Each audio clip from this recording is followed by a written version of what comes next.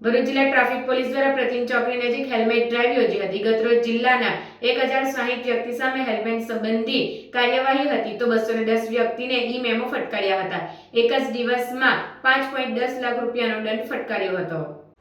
ગતરોજથી શરૂ થયેલા હેલ્મેટ કાયદાના અમલ અંગે પોલીસ દ્વારા સતત બીજા દિવસે પણ કડક અમલીકરણ કરવા કમર કસી હતી। પ્રથમ દિવસે જ પોલીસ જિલ્લાએ 1060 વ્યક્તિ સામે હેલ્મેટ સંબંધી કાર્યવાહી કરી હતી તો 210 વ્યક્તિઓને ઈ મેમો ફટકાર્યા હતા।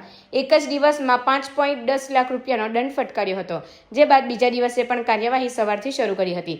જિલ્લા 37 પોલીસ મથક વિસ્તારમાં હેલ્મેટ અંગેની પોલીસની ટ્રાફિક ઝુંબેશમાં અનેક લોકો હેલ્મેટ વગર જોવા મળ્યા હતા, જેની સામે દંડનીય કાર્યવાહી કરાઈ હતી। અંકલેશ્વરમાં આજરોજ સાંજે પીક અવર્સમાં નોકરી પરથી કામદારો પરત જતી વેળાએ પ્રતિમ ચોકડી ખાતે જ પોલીસ દ્વારા ડ્રાઈવ શરૂ કરતા અનેક બાઇક અને મોપેડ ચાલકો હેલ્મેટ વગર ઝડપાઈ જતા 500 રૂપિયાનો દંડ ફટકાર્યો હતો। આ પોલીસની કાર્યવાહી જોઈ અનેક લોકો દૂરથી જ વળી જતા પણ જોવા મળ્યા હતા। આ વચ્ચે 2 એમ્બ્યુલન્સ ટ્રાફિકમાં ફસાઈ જતા જિલ્લા traffic police inspector Bhavnaben Mehariya દ્વારા પ્રાથમિક આપી ટ્રાફિક દૂર કરી બંને એમ્બ્યુલન્સને માર્ગ ખુલ્લો કરી રવાના કરી હતી।